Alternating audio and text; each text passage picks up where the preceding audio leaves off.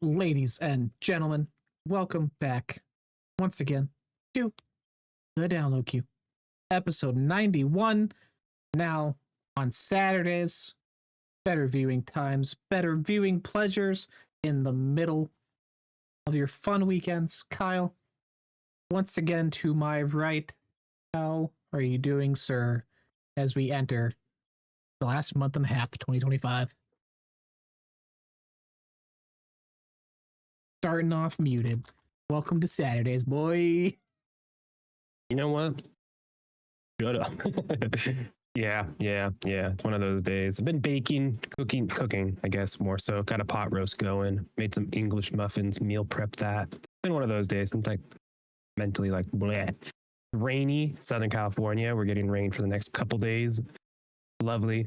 But it's just one of those days. Great day for gaming, but I haven't done any of it today. I wish I could. There's something special. I got all my Christmas lights and stuff up in the living room. I was like, there's something special about gaming during the holidays. Lights adding extra ambiance. It brings back the nostalgia feeling. Can't compete. Yeah. We got to start thinking about getting our tree up and starting that. Yeah, now with not a 3-year-old, she's 2. With a 2-year-old, it's so different. She's going to be so much more active, and she's an active participant as opposed to before. She's a potato.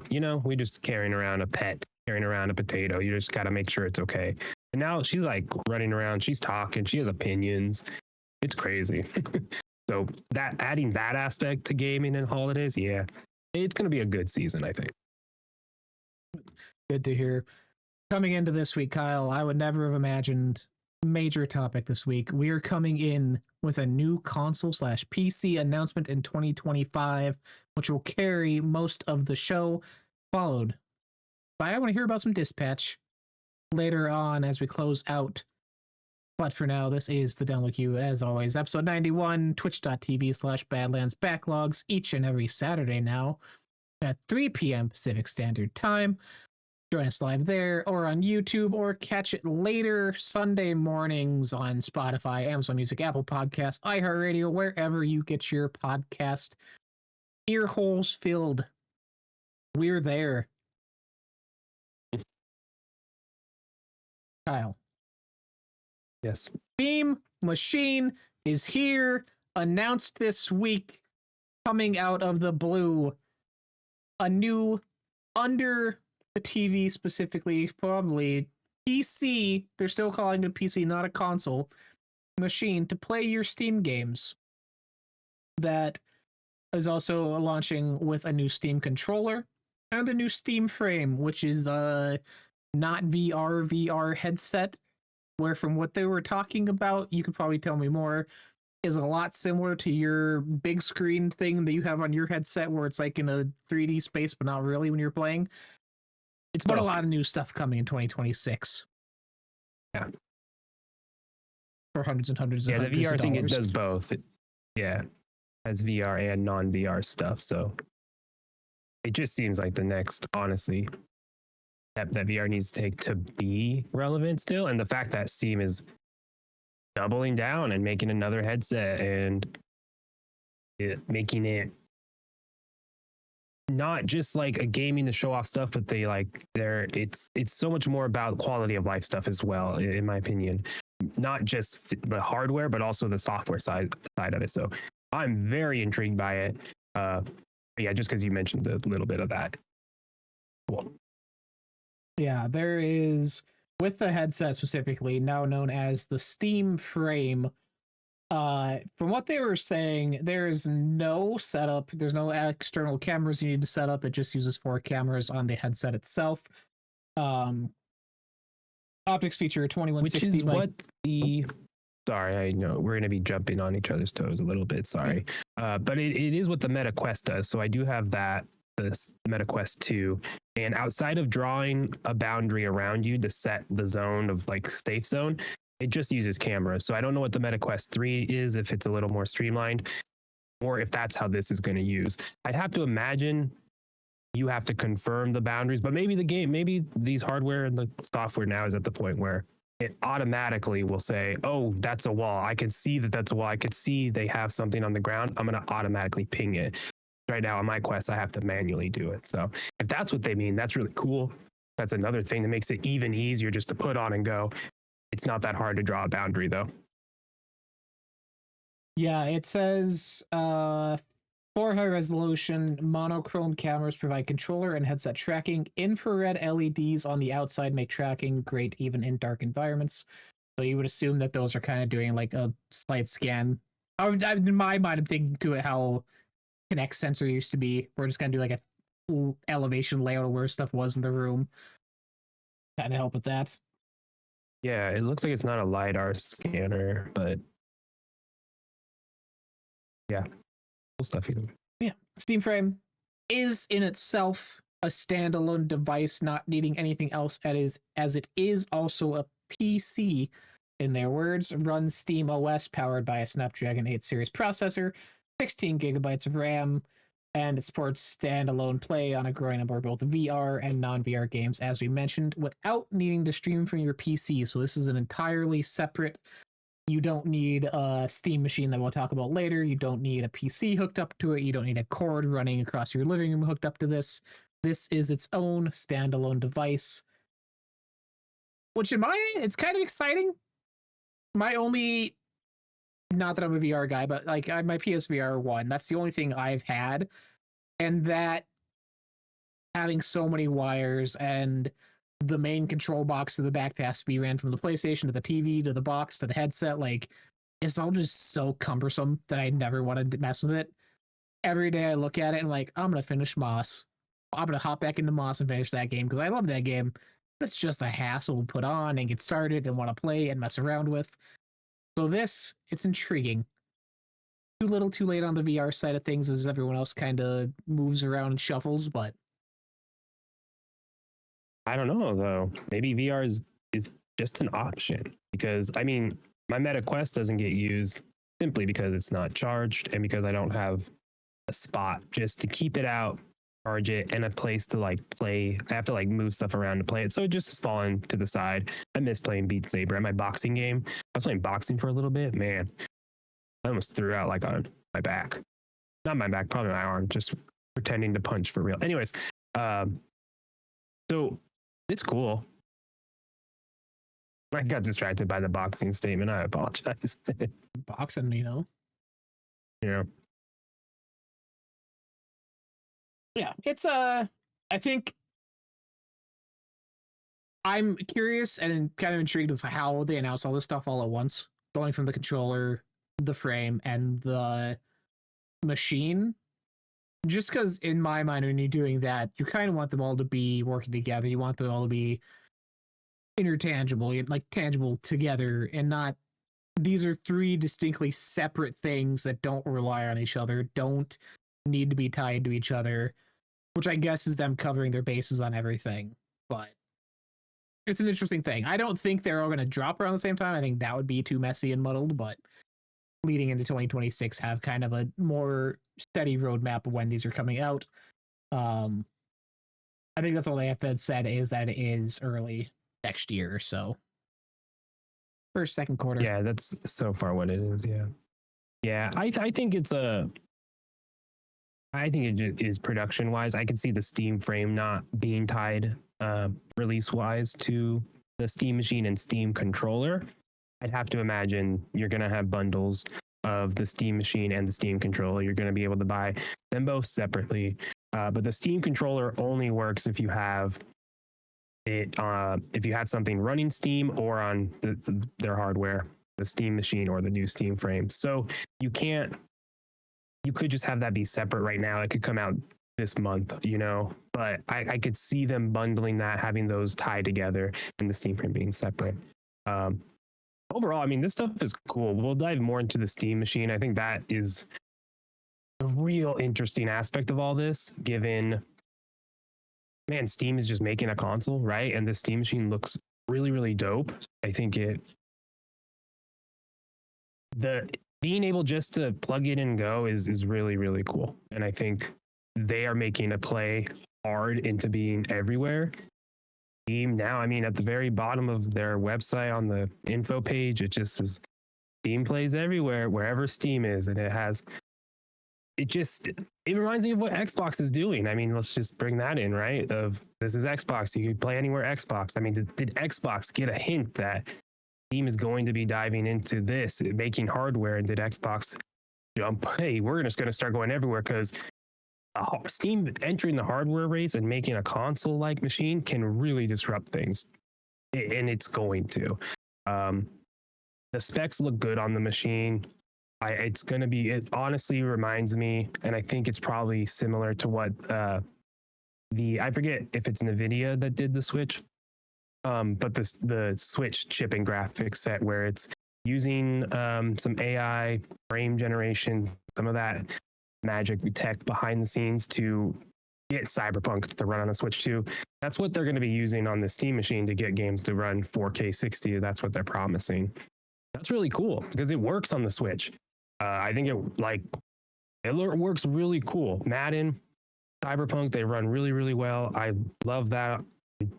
So this tech, if that's similar idea of merging your graphics and CPU to help, and they're using FSR through AMD on their chipset, custom built just like the Switch was. So this is just where tech and gaming is going. It's going to be utilizing this hardware to supplement these frames to give you the nice smooth gameplay, and that's cool. So to have that built, I think we already see it on the market. It works. It's going to work here. I think this is primed to be a huge thing. It really depends on price. We know Xbox is rumored at 1,000, 750 to 1,000 makes sense. I just think that's where the market is, but this is cool. I know you have more qualms or more issues like who this is for. But I think this is just for people interested in gaming, and this might be a way to game, and this might be a way into PC gaming, as it is just a way to hop in and go. Mm-hmm. Yeah, to break down Steam Machine as we get into it here. Small device, about roughly 6-inch size cube, available in 2 storage sizes, 512 gigabytes and 2 terabyte, both with expandable storage via micro SD.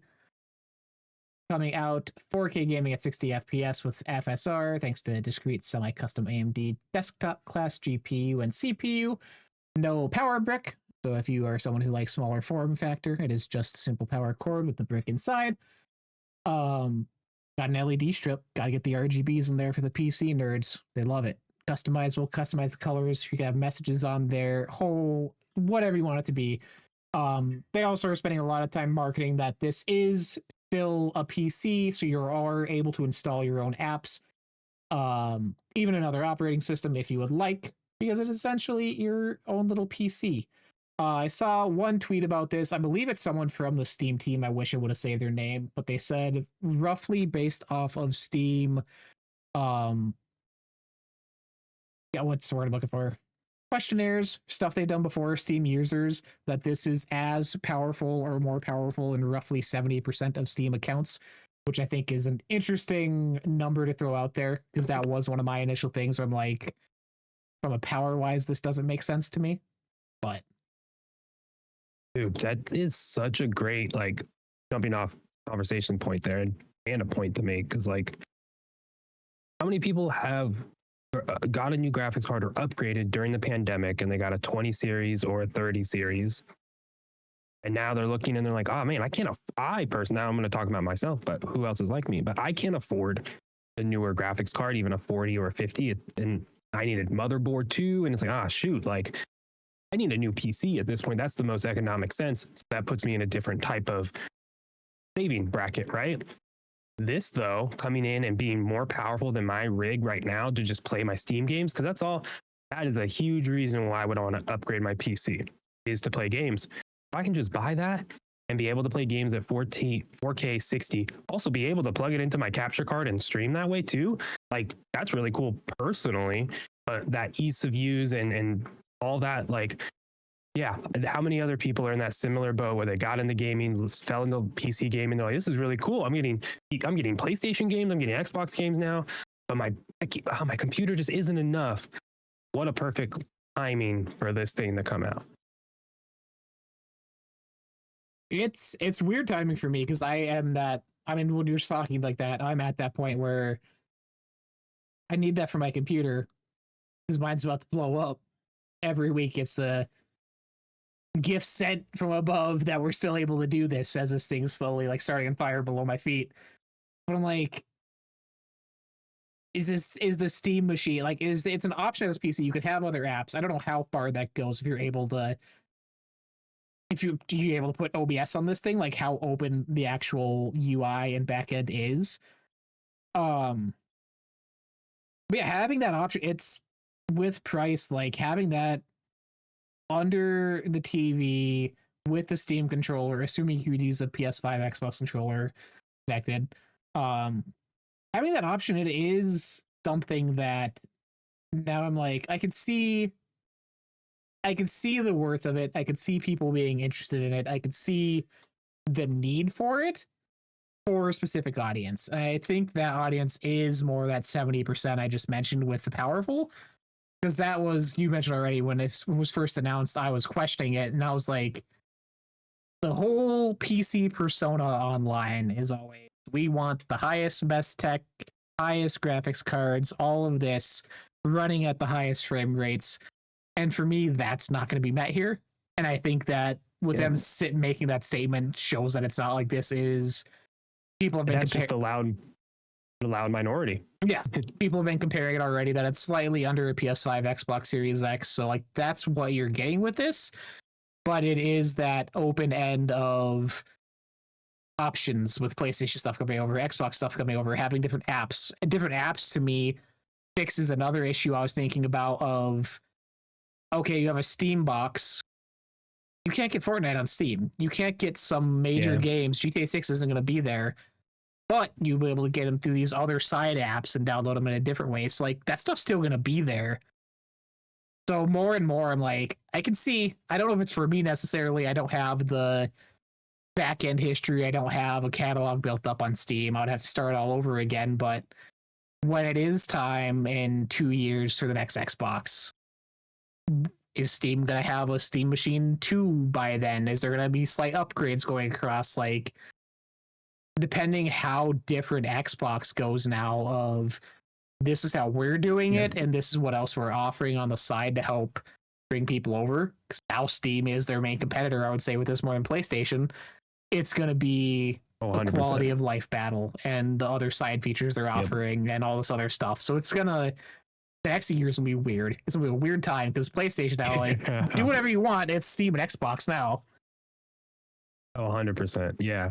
No, I mean, Xbox was, we're like they're moving to PC. They're trying to be a little like Steam. Let's see how that goes. And then Steam's like, okay, we're also going to put a console out and make it open just like this Xbox is rumored to be, and here's the thing, like maybe Xbox is going to be jumping onto this. Like maybe Xbox is partnered with them and they will not make like a console. Maybe they will make $1,000 Xbox console and it will be like a Surface laptop line, but maybe they're partnering with Steam and partnering with Asus and having Xbox branded stuff that will run those things, that's something else though.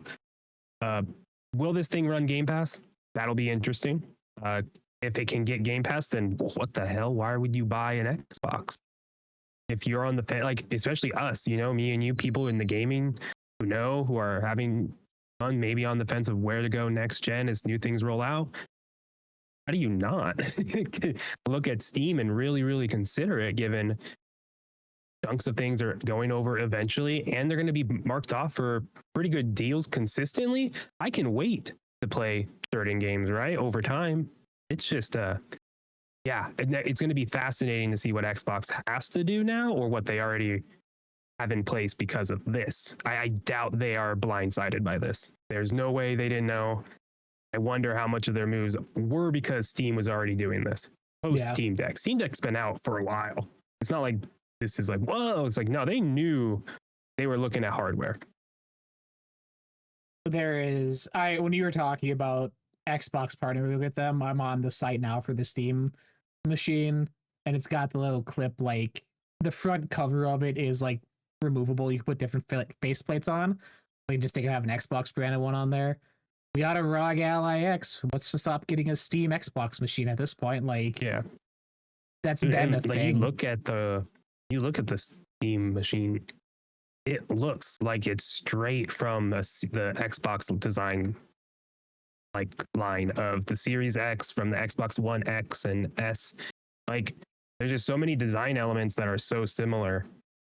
It's just obviously it's not an Xbox. Like they would have been already marketed that way if they were working together in any way. It's just funny. Like, man, this thing it has the same design aesthetic as well as a Series X, which I love. Makes me want it even more. I'm like, man, that thing looks beautiful. Imagine if the Series X looked like this when it came out. If they could have made it a cube, people wouldn't have been annoyed with the obelisk. That's true. It also needed RGB. There is something I want to point out on this that I could just be dumb and not realizing what all Steam is on. But there is a spot on here for the Steam machine. Great for streaming. With enough horsepower to take on the most demanding games, Steam Machine is the perfect host PC for streaming to other devices. Easily stream to your Steam Deck, Steam Frame, or any other device running Steam or Steam Link. My phone has Steam Link. Oh, does it? Yeah, it's just a remote play. That's all it is. Okay, so that's there. I was like, is that like a hint at? It's what Xbox was doing. Yeah. It's what Xbox was mimicking Steam for a while. That's really what was going on. Steam just already had it. Wild times. I saw the rumors of this obviously like hour or two before it happened. Like everyone was like, Steam's announcement happening today. There's major shit. I'm like, I was not expecting a new console at all in the year 2025. Yeah. New PC announced. I turned on Kind of Funny and saw the thumbnail. I said, what? Or like right before that. And then I had to look around and be like, oh shit, that's crazy. You mentioned what'd you say, 700,000 price range you think this is?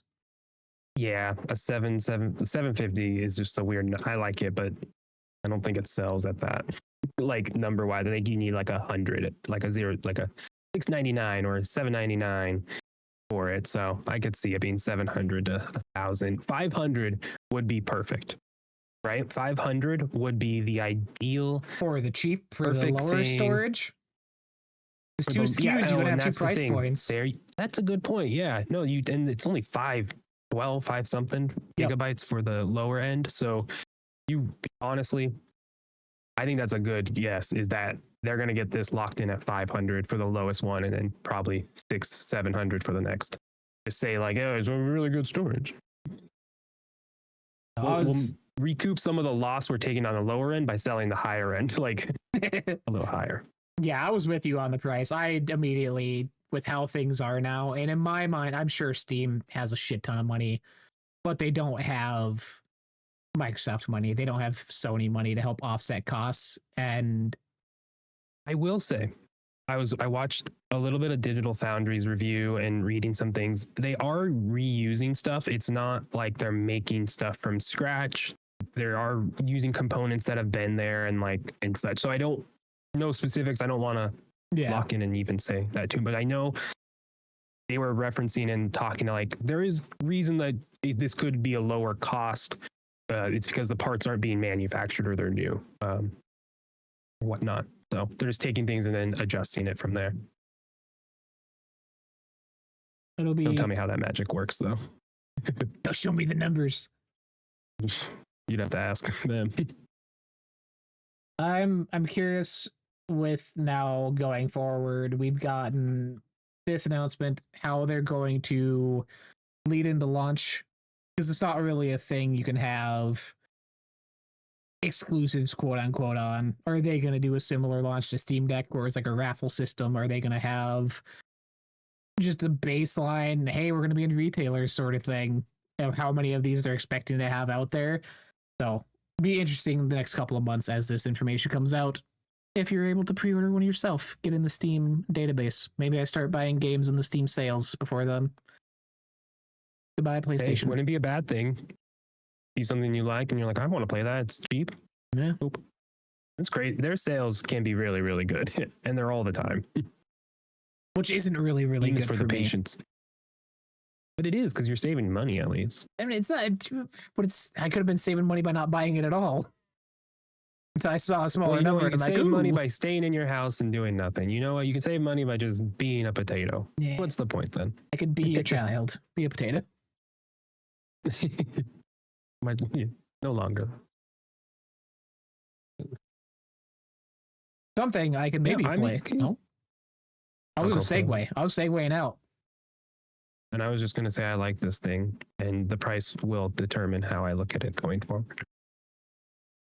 I could get a Steam game this week to play on it when it eventually comes out next year. If I get one day of, I could be getting Dispatch on Steam. Say you. Hopefully, I'm finished. Since yesterday you said you were going to, I'm finished. Oh yeah, we rolled 8 episodes, correct? 8 episodes. Yes, we finished all 8 episodes. Me and my wife played this one completely. Such a good time.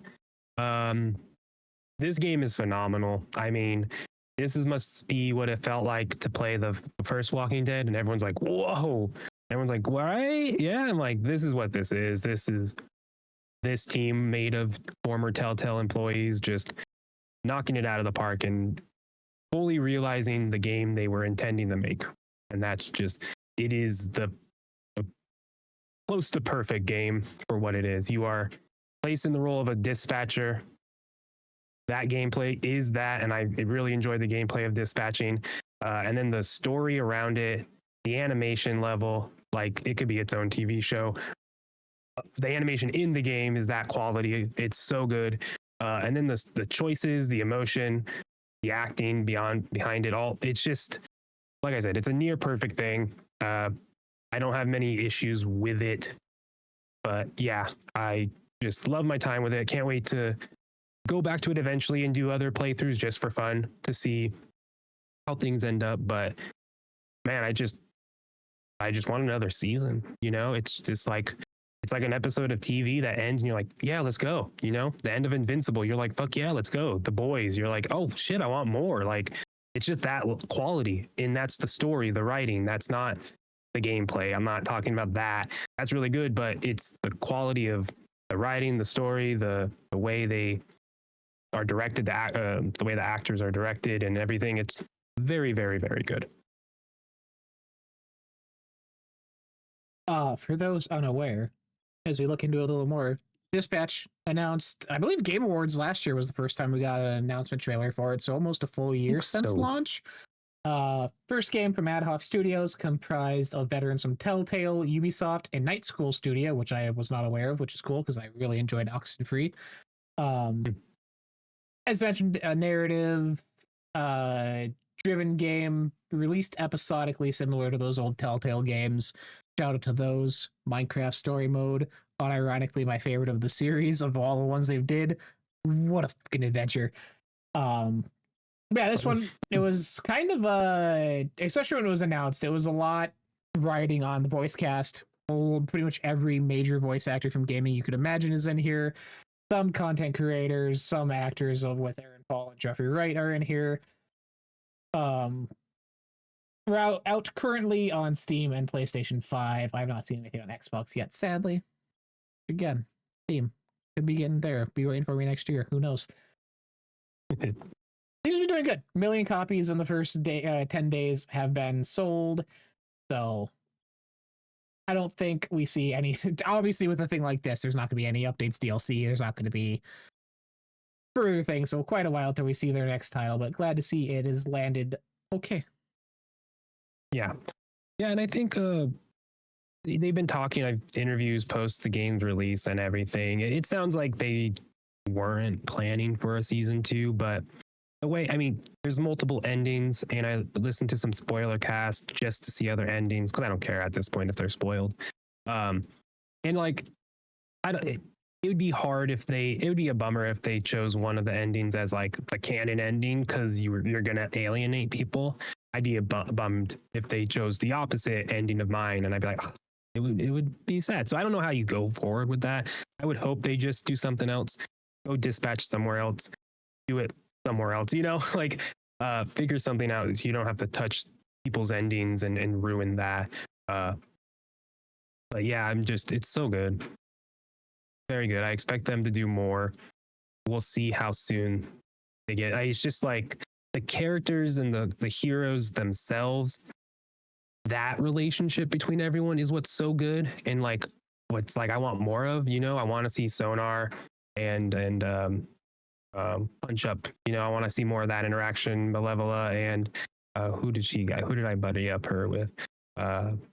Invisigal and Gollum buddied up for me, and that was a lot of fun. They became that just made sense for me. So like I want more of those little moments and such. So I'm gonna be bummed if we can't continue this story, but I'm like, how do you do that? Like would season 2 take my ending and continue that story? So we're getting like multiple branches that go seasons deep. Like, hey, go for it. Take your time. That's awesome. Yeah, that'd be really, really cool. But anything from this studio I'm now in on because they executed it perfectly. The quick time events, I had no issue with stuff really. That's what I was going to ask next. So because what I have seen from a couple things I've seen, a lot of people have said most of the gameplay is kind of end mission when you're doing actual dispatching, but there is quick time stuff in between. There's, I'm assuming, fast decision making choices like in The Walking Dead and stuff. Yeah, there's like fight, like in the first episode, so it's not really a spoiler. You're fighting in a suit, and as they like punch, you have to click. So it's like 1, 2, 3. So you're like click, click, click as the circle goes in, and then there's ones where you have to click the mouse and drag it across the screen. And that's most of the quick time stuff. I thought those were really good. You had to be quick reaction with it, but I like that. And then, the dispatching segments, you're just choosing, you're getting a call, you're getting an icon pop up on the map. You click it, it gives you a little description. There's a little snippet of story there.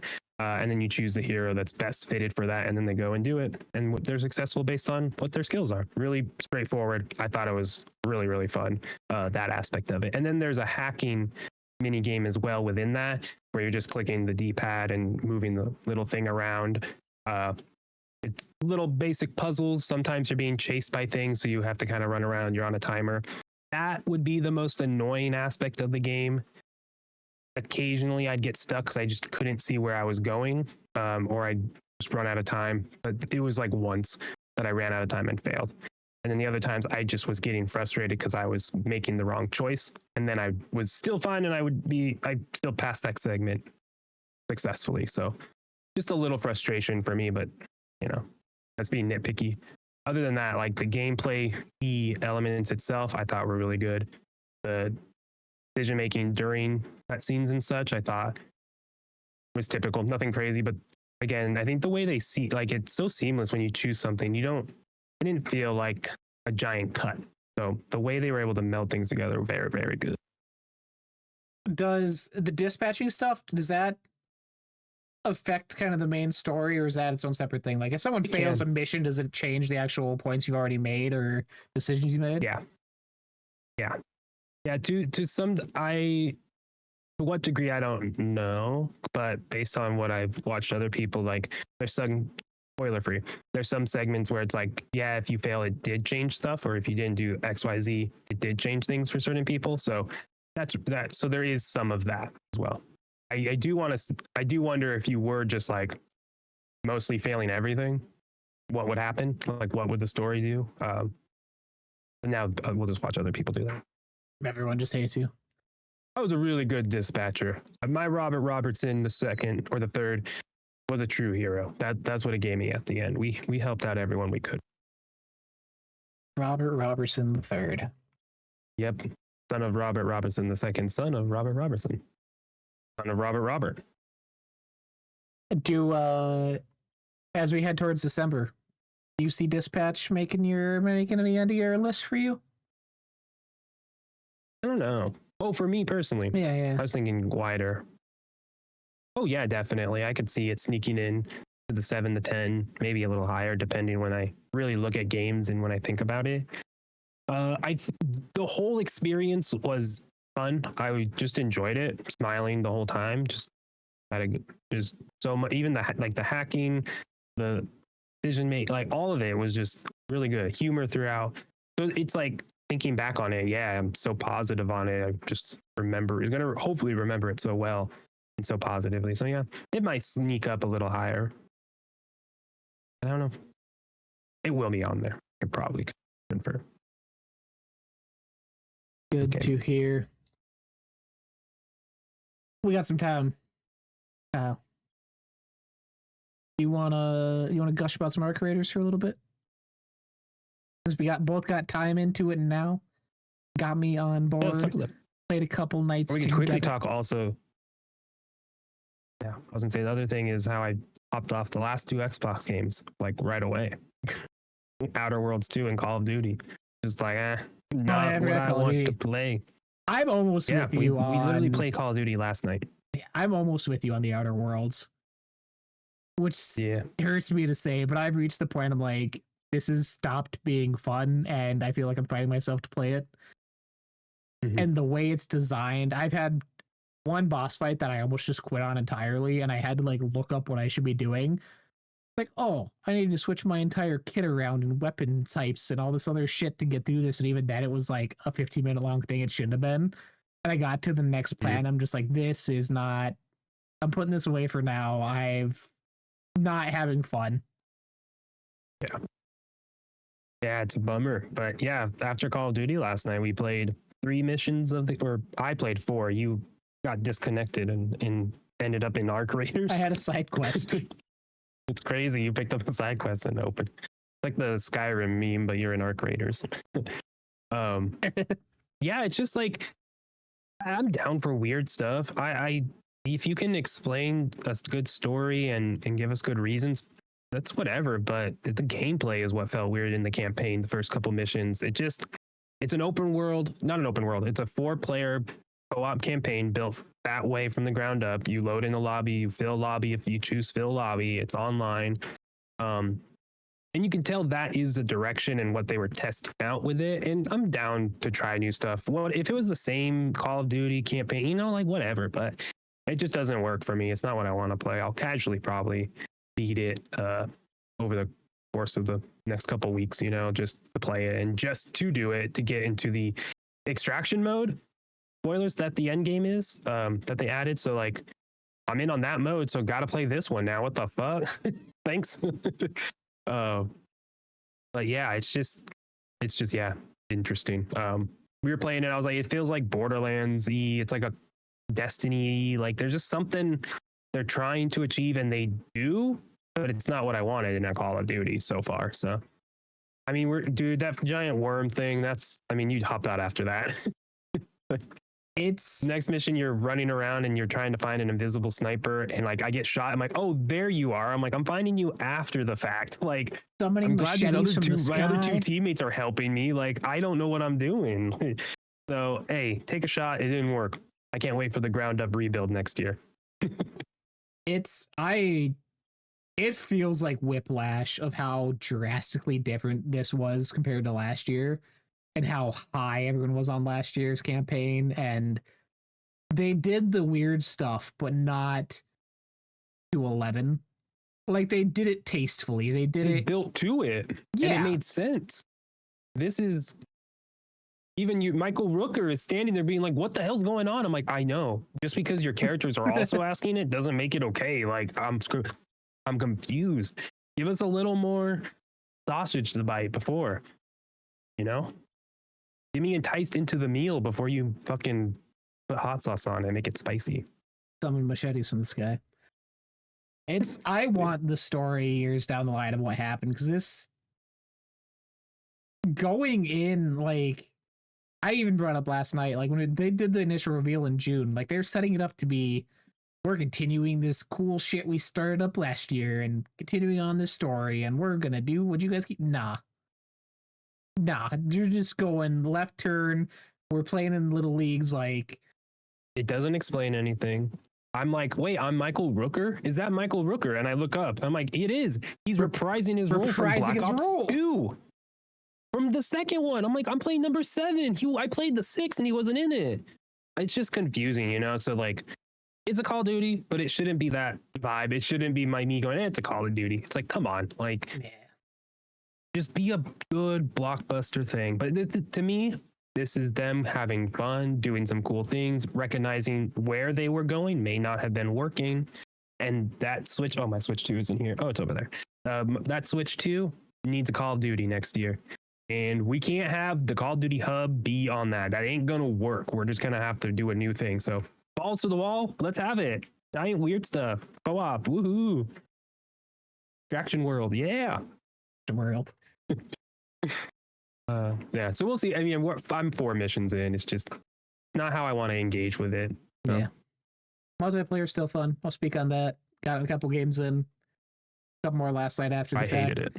Yeah, you had enough time, but it's still, I mean, I've seen some discussion. They had the big blowout over taking away skill-based matchmaking and stuff in the beta, and people thinking they reverted back on that now in full release, but I think it's just people are exploring other games now. Like, our creators is here. Battlefield's having a breakout year again for that series. Like, it's not a usual year of everyone's waiting for the next duty. If that's what you're playing as first person shooters, like, there's options now, there's choices, there's new things getting breath of fresh air. So player bases will change, I'm sure, but yeah, having a good time with multiplayer. That's good. That's good. Yeah. No, we'll see. Yeah, our creators. The new hotness. Yeah. Out, got its first major update. Content update, thank you. I lost the word. Which I knew was coming, but the way you were talking about it last night, I wanted to ask you. They have the new map added. Some sort of season pass type thing going on. 2 new arcs are added, and I'm sure some other stuff, but the way you're talking, was this something the community had to build up to, or did they just add this in one day? Because you said that you missed the event. I'm like, I didn't even know there was an event to do this or anything. Yeah, so it was this update was patch 1, the North Line. The North Line train arrived. You had to help restore the tunnel to open the train to Stella Montis. That is the new map they added, the one we kept getting fucking destroyed at. We killed the big thing though. But it happened very quickly, the community event to build it. But yeah, apparently, I'm trying to see. Maybe you can look on socials and see if anyone talked about it. I saw a lot of posts of people saying, I did my part. But it looked like you just had to get some common materials, and then you would have a menu option to dump off these materials to fund the work to restore the tunnel to open the new map, which, hell yeah, that's the type of simple, straightforward community things. It's something similar to like what Helldivers was doing, you know, like go fight the planet and keep the bugs back, keep the robots back to a certain percentage. And hey, we did it. Same idea, you know, put thing to completion. You did it. I love it. So really, really cool. It's kind of fun to be like, oh man, I see they're doing the tunnel, and log on to be like, they already did it. And it's like, hell yeah. Like the game is already getting this really cool meta world and community around it. But it seems like also there is not a battle pass, but an event pass where if you're doing quests and things on the new map, you'll be able to get some cosmetics and things from that are specific to this thing that are, I think, the next 29 days and whatnot. So I don't think I bought it. I could just pull it up and start looking at it. But a free little thing that they just dropped, get you to play the new thing they just added. Really, really cool. Yeah, looking up, I pulled up from GameSpot here. They had an event that was completed in under 38 hours where players had to donate resources. Oh, here it is. To tunnel to the new location. And Embark Studios noted on their Discord, they actually raised the requirements partway through because people were being too generous with how much they were donating, and it was going by too fast. So, ooh, hey, people are nice. Hell yeah. And that's really what it is. This game is really... I logged in, got killed right away on my own, and I was pissed. Did another round. 2 people helped me, got some great loot, got out. I was like, this game fucking rocks. Like, the community that is just so open and willing to be positive is there. The game encourages it. There's really no reason to be a dick and kill people just unless you want to, and that's fine. But they found a really good balance somehow, and it's really cool. And with these community events, like, that's going to keep people active. It's going to keep people engaged in the more positive outcome of stuff, the more positive engagement. If there's, hey, remember, we got to work together to do this. We got to work together to do that. We're going to get bored and start shooting together if we're not working together. So it's cool.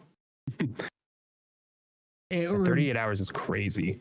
It reminds me of old World of Warcraft days where they had community stuff like that. And it was like, hey, to open this raid, you need tens of thousands of XYZ resource. Everyone's working together. You better be there when the gates open because everyone gets like a special themed mount for being there for it. Like it's going above and beyond what the community means and creating on top of the story they're telling and the in-game lore, it's creating a lore within the player base now. Like that will be an event that people who participated, like that'll be something they'll be talking about. That'll be something they'll be reminiscing about years later as more stuff's brought into the game. Like doing stuff like that, I'm a huge fan of. Wish I would have known about it. I feel like I missed out, but I also don't feel like negative about it.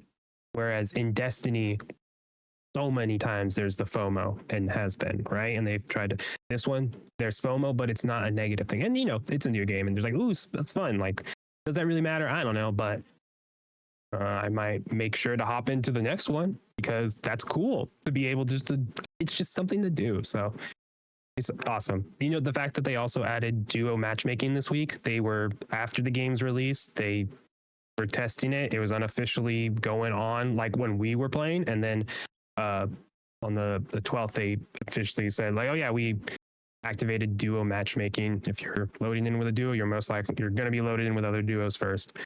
That's cool. Like, and that's, the community was asking for that, saying, hey, we would love a official, you know, duo pool. And within then they're now adding it officially. So they're also adjusting store prices. They're lowering them, making them a little more reasonable. They heard that feedback as well. So again, things that you need to be doing when you're this type of game. You come out, you can stumble, you can be wrong, but as long as you can course correct in the right way and the proper way and in the proper time, you should be good. So that's kind of what the concern with this game will be going forward, is if they can continue this. How long, like, what's their roadmap? I mean, we know their roadmap, but yeah, month to month going on. Once you get next year, like how much do they have and how are they going to contain it? But man, this winter, going to be a winter of Arc Raiders. I hope it's going to be huge. Like it just, nothing else is coming out.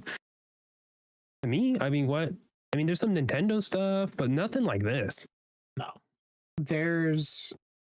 I would be comfortable saying that like Arc Raiders is probably, I don't want to say game changer or anything, but it's probably cemented itself for the foreseeable future as being a force to go up against for shooters. I'm looking now, the past week at least, it has hardly dipped below 150,000 people on Steam alone. And even right now is over 400,000. So like peak player numbers for one platform, also on PlayStation and Xbox, obviously. But yeah, it'll rely a lot on those content updates if they continue doing community stuff like that. Like we talked about it before, it's that balance of the free events to keep people engaged and keep them coming back and keep them logging in daily to be a part of everything, and whatever the big updates are going to be, if it's going to be a quarterly paid thing or whatever. But I'm happy with it. I've played a couple times by myself since we did last week. I'm not 100% on board. I'm like 90% there. I'm grabbing the back of the train, running with it. Like I see it. It's just the solo experience isn't doing it for me. Like, played with you? Great. I'm there. I'm in. Played with people? Awesome. Loading in solo, it feels like a wasteland for me. I'm not engaged enough to be, oh, I need to go do these quests. Even last night, you're like, what are your quests that you need to do? I'm like, I don't really care right now. Like, that's not grabbing me. So it's the stuff that happens in the matches. Yeah. I have seen people, I think it's a couple posts and I reading them kind of echo that sentiment that the quests kind of aren't grabbing at the end of the day. Like it is just kind of like a thing to do and to get some gear and such. They were kind of critiquing that a little bit, and hearing you say that, it's like, okay, maybe there is just that disparity. Like it is more, it's not like Fallout and this is your main quest that drives you through. It's like, no, these are just things to do to get some more lore drop, get some more stuff, but it is just a game that we'll play, right? Like these things are here for you to really, really engage in or not, or just ping and then your crew pulls you through it. So I hear you on that. Yeah. I see. It's funny because for me, the solo experience is what really dragged or what sold me on it, is being able to go in, by myself, do the quest, have the quest, even if I get killed by another raider, they most still progress, and that's really awesome. So it just like eliminated in a lot of ways the fear of losing all my shit and not being able to do shit. It's like, honestly, for me, my quests were mostly progressed so far in solo, and then having random people just help me out. They're just there and they're like, hey, all right, we'll both shoot the thing. Yeah, it's not a traditional quest system. Like, it's very, like you said, it's a way to put you in maybe areas you're not visiting or lesser known parts of the maps you're visiting and having you explore in different ways. Like the one I have now, it's for enter this locked room and go in this part of this tower and something else. Like, it's kind of piecemealing you along to different places and interacting with it differently. Because there has been, especially with us when we're playing, when you spawn in, a lot of the time it's like the same area every time, and I'm like, oh, we've been here multiple times. Like, I know the layout of this place now. I know kind of where the doorways are. I know where hallways are, where to be going. But without that carrot at the end of the stick, like that grand prize you're going for, it is to kind of help you branch out from that monotony, I feel, of being, oh, you're at the water treatment plant. This is where you're going to get through here, and there's the hatch right over here afterwards. Like, to stop you from doing a repeat process every time, I feel. Yeah, just like something to do. It's like, hey, what are we doing when we load in? We're walking this path because we need to get over here because we have a thing that will give us a thing. All right, like it's the same thing asking you, like, hey, what do you need? Like, Kyle needs something. What are we following? Cool. And just like you're like, what are we doing? All right, like we just need a thing to follow. So without quests, it would be really barren and wouldn't work. But yeah. Who knows? Do you have any other issues with the game? Yeah. I wouldn't say issues. The overall, which you even told me, I forgot to ask you to send it to me, but like loot and stuff you're getting, a lot of it's just junk at the end of the day. And I've upgraded my inventory 3 times, I think, now, and I still am maxed out every single time. So I have to go through and manually, one by one, recycle or sell things that I don't need, which I don't really know what I need because I'm not building new guns anyways. So I'm so scared about losing them. So it's like a weird thing where I just become a hoarder. And it's like, I need all these wires and batteries for no reason, but I got like 5 stacks of bandages, like 4 stacks of this, 3 stacks of that. I wish that was done better. I wish you could mass recycle everything that's garbage instead of one by one for stacks go through. Like small quality of life stuff that I feel they will easily fix or update later on. But other than that, core gameplay is solid. Like, I haven't had issues of games too hard, which we had in the beta. They tuned that. We talked about that already. Like, robots are fucking killing us immediately. But no, it's just a solid experience that just needs some back end love, quality of life love, and I hope they do that over time. And maybe it does become what Arc Raiders is November 15th, 2026. Like, what a year of updating and tuning and new content and guns. Like, what that looks like will be interesting. Yeah, it will be, especially when you think Marathon was supposed to be out this right now. So there's another extraction shooter supposed to be coming out. You have, another Call of Duty. You still have Battlefield on the market. You got Gear. You just name it. What's that game? What's that small game by Rockstar? Grand Theft Auto. What will Arc Raiders be by that point? And honestly, are they okay with a dip? And I think you gotta be. Here's the thing: it's a $40 game. Could they build it knowing they're going to lose people? If you can just get a sprint for 6 to 8 of the year, and then your player base is going to dip a little because of shit, okay. And you have another big update. Like, I don't know. I think that's touching more of conceptual stuff and not not kind of the right word. More of their how to do the business, but I don't know. Yeah, just like at some point, you're not going to keep everyone forever. So how much do you fight it? How much do you fight it? How much do you continue putting Go with the resources flow. on before calling it quits even? Because there's been stuff not similar, but like I think of Siege all the time and how that game had the completely opposite launch and they still kept putting stuff into it. It became this huge juggernaut. What do you do when you are the newest hotness on the scene coming out prime time when duty's doing weird shit? Battlefield's still doing crazy numbers, but it's not taking away from your steam. Like, how do you carry that on? What does higher ups have to say of how much they want to keep putting into it and where that trade off of income and revenue and player base number is? Does it become a free to play thing in a year? Like, there's a lot that could change with how the industry is. Oh man, I think they just shutter finals first, and then it just goes into Arc Raider stuff. But is it the same company? they got another multiplayer. Yeah, they got another multiplayer. I didn't know that. Yeah, so they already have a free to play thing out doing some stuff. So yeah. Oh, that has me excited actually.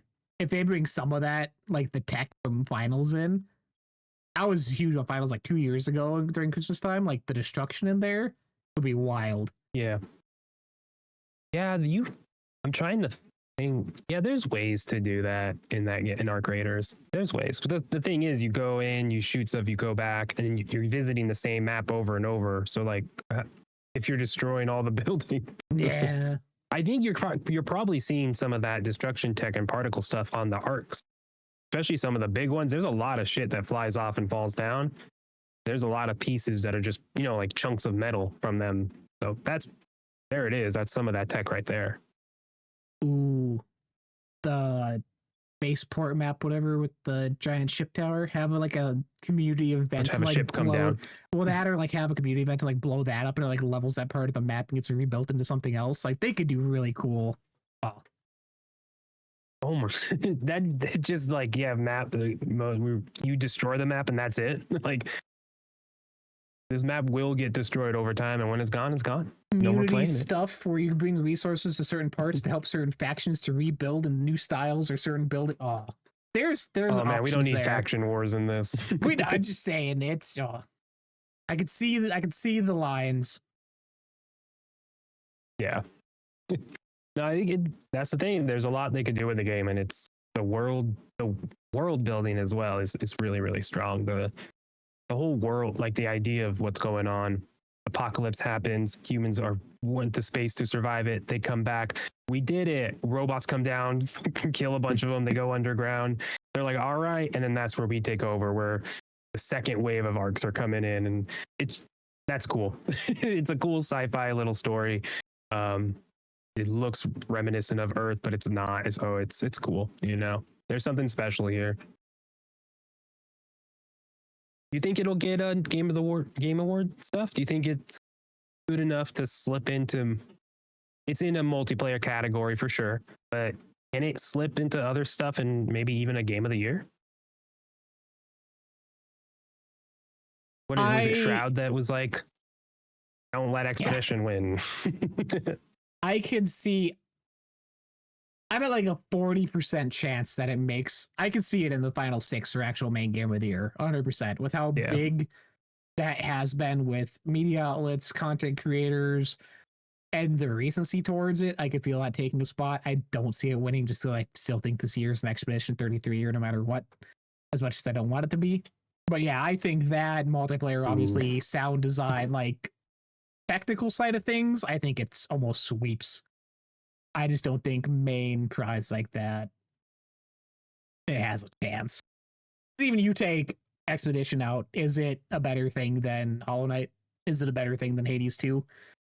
Like there's enough above it where I'm like, it'll be there, get its flowers, but and the AI thing, I think that does enough damage to some people who could be voting where it's like, yeah, he didn't. The studio guy, I forget who he was, didn't help himself when he said like everyone's doing it. And it's like, okay, but we gotta be specific. Generative AI is the shit. hold on, that sounds good, is bullshit. It's not good. It's bad. We don't want that. AI that is detecting shit and making your life easier, yeah, that's fine. Use AI, buddy. Make good games that come out faster. I love it. Don't, just everyone knows the line. Or no, that's not true.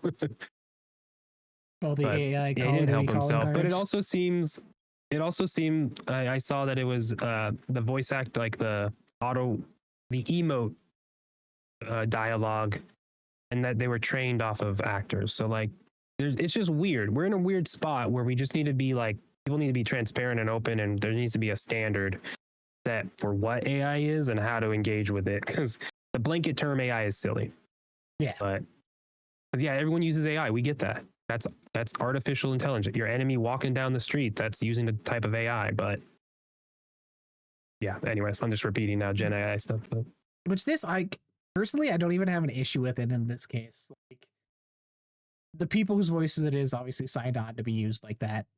And it's so little and minimal that I'm not even paying attention or really caring that it's there. Like the small voice interactions that are happening and the small quips they say in between, like that stuff is so tiny in the grand scheme of what that game is to me.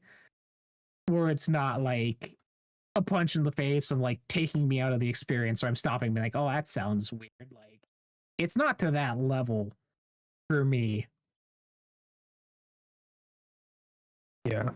yeah. So from Windows Central, they used generative AI for voice lines trained on its paid actors, and we're in a weird spot, right? Like it's being trained on your actors, but what is the model based train? Like, right? Is it a model only trained on the actors from the ground up? Or how does it know what English is? How does it know sentence structure and syntax? Like, it's trained off of something. So what is that, right? Like, it's just messy, and we need regulation and an administration that's actually gonna say, hey, let's moderate this a little bit so we understand, instead of let's make money. Gotta get that Bubba money. Yeah, but I don't. That's the thing. It's one of the for art creators now. It's weird because it's messy. It's not black and white like they're trying to paint it. But this is okay, I think. If it's like it's a tool and it's being used as a tool. That's okay. But yeah, we all know scraping the internet for training purposes is not the way to do it. I don't think we'll see. Actual actor saying, hey, over here in a different way is going to change my experience of the game or what I think of it. Like, don't shoot in this phrasing or in this voice instead. Like, I'm okay with it. Yeah. Yeah, I think it's just, the way they talk about it. The entire game was made by robots. No one's getting paid. Yeah. What do you got going on this week as we sign off and me go finish my AR decorations out? That's night time. So I'm like, dude, it's raining right now. Not in the same place. No. It just started raining harder. So I was like, that's crazy. Not going to be playing more Alan Wake 2. Played more Arc Raiders and such. So gotta get back to that, finish that off. I think I'm like over 3/4 of the way. I think I'm nearing the end. I'm feeling close. Things are starting to get filled out in menus, I'm like, you can't add anything else here. So I'm truly enjoying my experience. I'm on the Lake House expansion. I got to do an expansion first, and then we're finishing the story. So I love it. Such a great game. And then more Arc Raiders with you. We got to play some more. I'm down. That'll be the week. I'm down. I got stuff. I don't know what stuff. We got Game Awards announcements Tuesday as we begin that trek towards the end of the year. Well, Monday. Thank you. As we begin that trek towards the end of the year, predictions for that. Kirby Air Riders is still coming out later this year. Metroid's still coming out later this year. More games to cover as we close off towards the holiday season. Till next time, happy gaming. Be good to each other. Stay safe. Happy holidays. All that jazz. Bye. Bye.